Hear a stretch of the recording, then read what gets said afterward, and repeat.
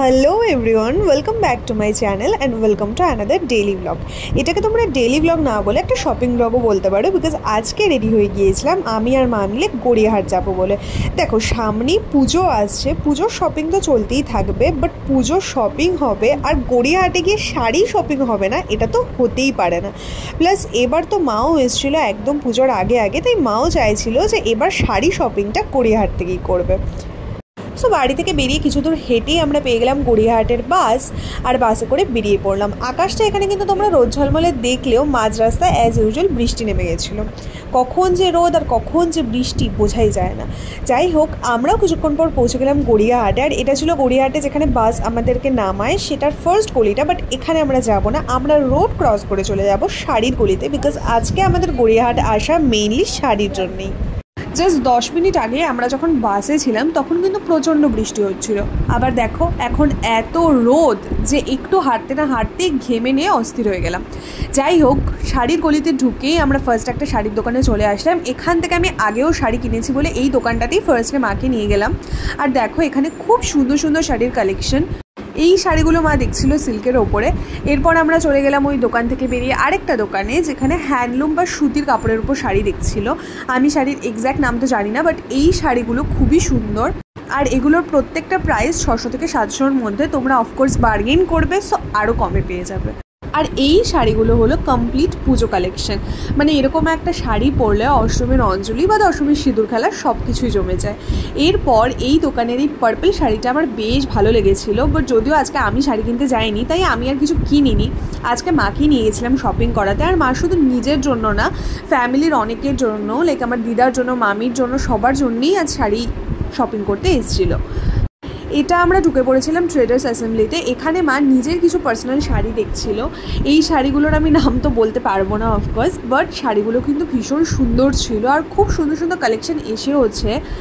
আর এগুলোও বেশ অ্যাফোর্ডেবল প্রাইসেই পাওয়া যাচ্ছে। এই জায়গায় কিন্তু আমাদের শপিং অলমোস্ট শেষের দিকে। তো ফাইনালি আমরা কী শাড়ি পারচেস করে বাড়ি নিয়ে আসলাম সেগুলো সব আজকের এই ভিডিওতে শেয়ার করব, তাই দেখতে থাকবো। যাই হোক, গড়িয়াহাট থেকে বেরিয়েই আমরা আবার পেয়ে গেলাম আমার বাড়ি আসার বাস।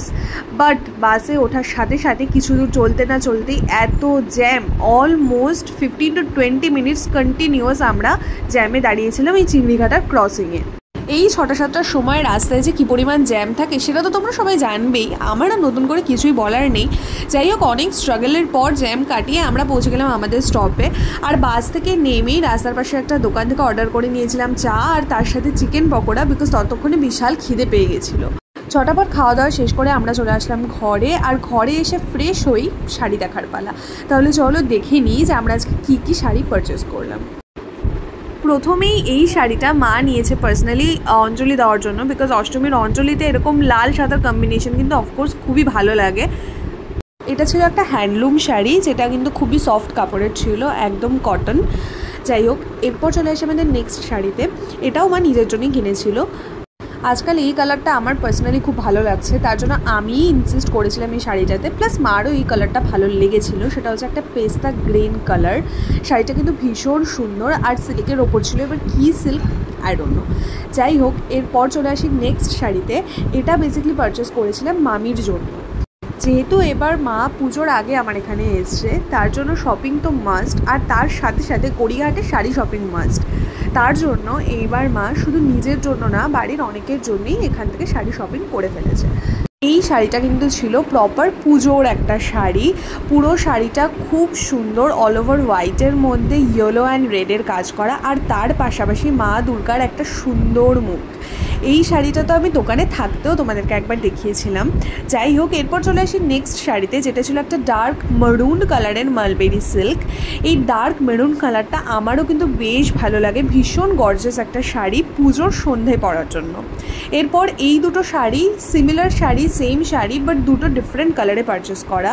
এই শাড়ির মধ্যে অনেকগুলো সুন্দর সুন্দর কালার ছিল, যার মধ্যে ভায়োলেট কালারটা তো তোমাদের দোকানে থাকতেই দেখিয়েছিলাম।